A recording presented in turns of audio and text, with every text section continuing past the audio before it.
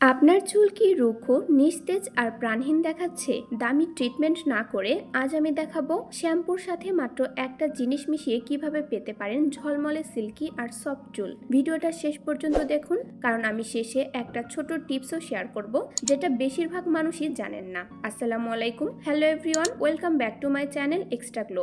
আজকে আমি নিয়ে এসেছি খুব সহজ কিন্তু কার্যকর একটা হেয়ার কেয়ার টিপস। আমরা প্রতিদিন শ্যাম্পু ব্যবহার করি, কিন্তু একটু সঠিকভাবে ব্যবহার না করলে তার পুরো উপকার পাই না। আজ দেখব শ্যাম্পুর সাথে একটি প্রাকৃতিক উপাদান মিশিয়ে কিভাবে চুলকে আরো বেশি উজ্জ্বল এবং স্বাস্থ্যকর করা যায়। আজকের টিপসে থাকবে একটা ছোট্ট প্রাকৃতিক ম্যাজিক যা আপনার চুলকে করবে আরো নরম আর ঝলমলে। সেটি হচ্ছে অ্যালোভেরা। চুলের রুক্ষতা কমায়, স্কাল্পকে হাইড্রেট রাখে, প্রাকৃতিক শাইন আনে, চুলকে নরম ও মসৃণ করে। কিভাবে এটিকে ব্যবহার করবেন? প্রথমে আপনার নিয়মিত ব্যবহারের শ্যাম্পু নিন। একবার ব্যবহারের জন্য যতটুকু শ্যাম্পু নেন তাতে 1 চা চামচ ফ্রেশ অ্যালোভেরা জেল মিশিয়ে নিন। ভালোভাবে মিশিয়ে নিন যাতে দুটো একসাথে ব্লেন্ড হয়ে যায়। ভেজা চুলে লাগিয়ে হালকা ম্যাসাজ করুন 2 থেকে 3 মিনিট। এরপর পরিষ্কার পানি দিয়ে ধুয়ে ফেলুন। সপ্তাহে 1 থেকে 2 বার ব্যবহার করলেই যথেষ্ট।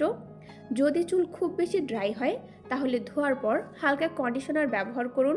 আর শ্যাম্পু করার সময় খুব জোরে স্কাল্প ঘষবেন না, এতে চুল ভেঙে যেতে পারে।